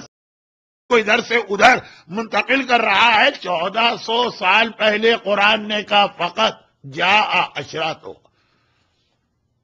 یہ ظہور امام کی نشانی آنا شروع ہو گئی، اور اس کے فوراً ساتھ وہ حدیث ہے کہ جو تمام مشہور مفسرین نے اپنی کتاب میں اسی آیت کی تفسیر میں لکھی ہے۔ وہ میں حدیث نہیں پڑھ رہا ہوں، ایک اشارہ کر رہا ہوں کہ آخری حج کے موقع پہ سلمان فارسی نے یہ سوال کیا، یا رسول اللہ یہ کیا نشانیاں ہیں جو قرآن نے بتایا؟ شروع ہو گئی.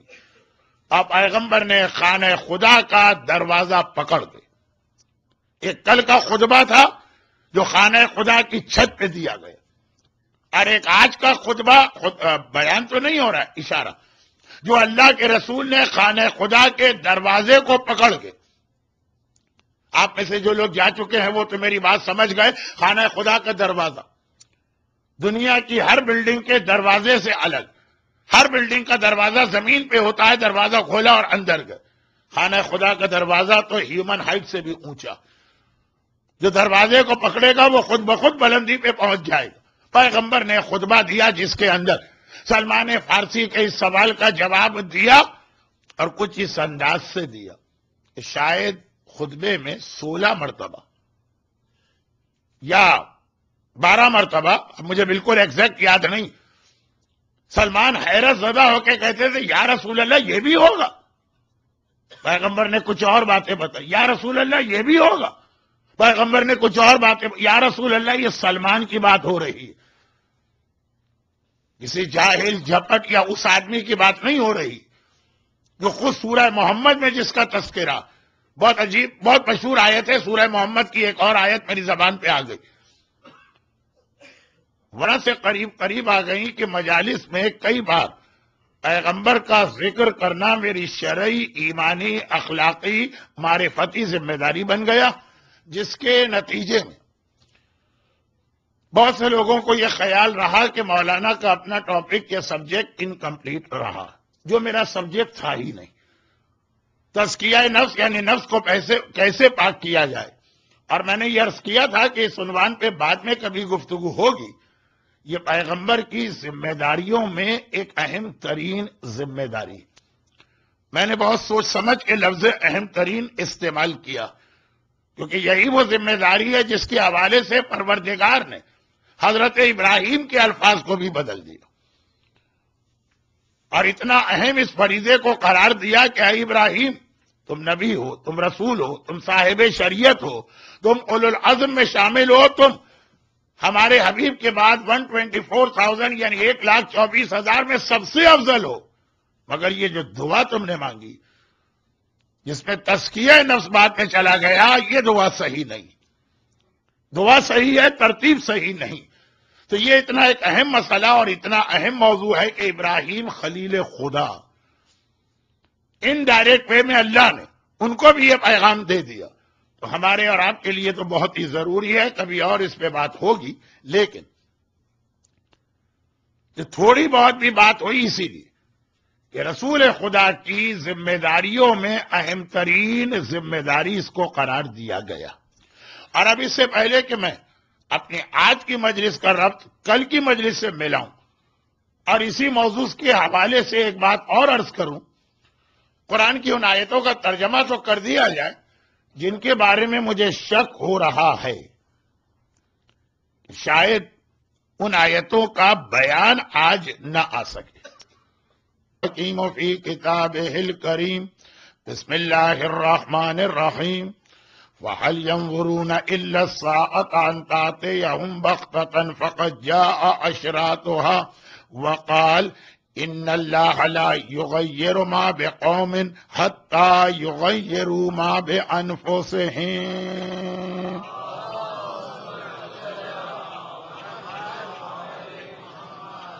الغدیر کی انتظامیہ اور آنے والے عزاداروں کے تعاون سے ایام ازا 1433 ہجرہ کا یہ آخری عشرہ وقت پہ شروع ہو رہا تھا اور تقریباً ہماری مجالس وقت پہ ختم ہو رہی تھی.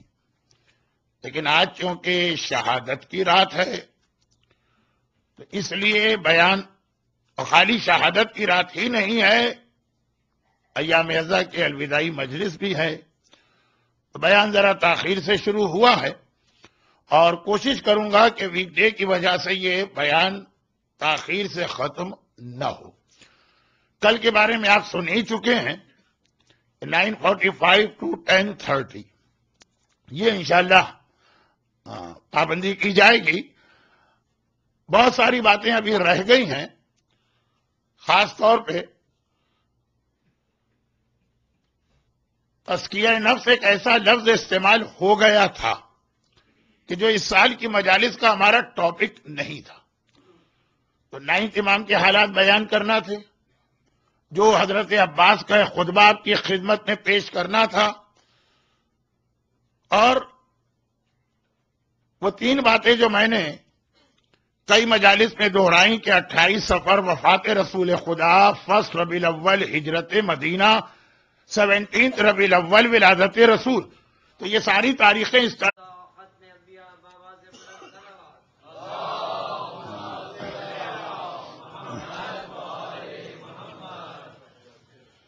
جیسا کہ آپ کے علم میں بھی ہے اور آپ زیارت بھی کر رہے ہیں کہ آج مجلس کے بعد تابوت برآمد ہوگا، تو نہ دعا کا وقت ہوگا اور نہ ہی یہ سورہ فاتحہ کی درخواست کا. تو یہ فریضہ ہم لوگ مجلس کے شروع میں انجام دیں ہیں.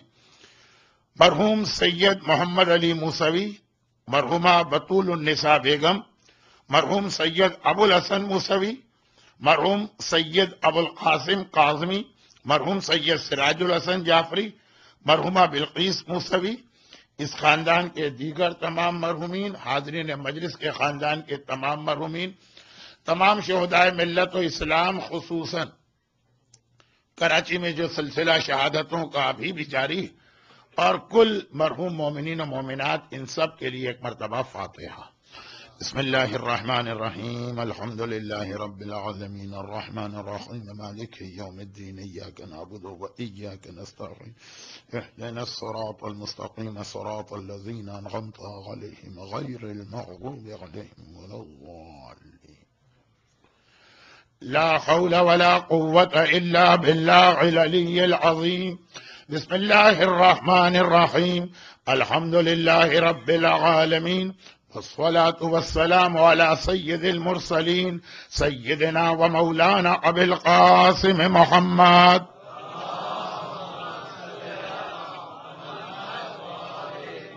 وآلہ الطیبین الطاہرین المعصومین، سیما علی بقیت اللہ فی الارضین وحجتہ علی العالمین. اللہم اجل لہ الفرج ولعنت اللہ علی اعدائہم اجمعین. اما بعد فقد قال اللہ. اب یہ جملے کو آپ خود ہی مکمل کر لیں کہ اگر آج نہ آ سکے تو اس کا مطلب کل آئے گا. اور یہ آیتیں ایسی ہیں کہ اگر ان کا بیان کل آ گیا تو جس انداز کے جشن کی مومنین کو توقع ہے وہ پوری نہیں ہوگی. تو میں نے ابھی سے کہہ دیا.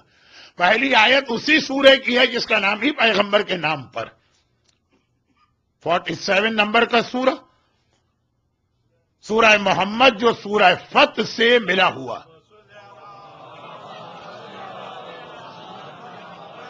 سورہ نمبر 48 ہے سورہ فتح، جس کے اندر پیغمبر اسلام کی کامیابی کا تذکرہ کیا گیا.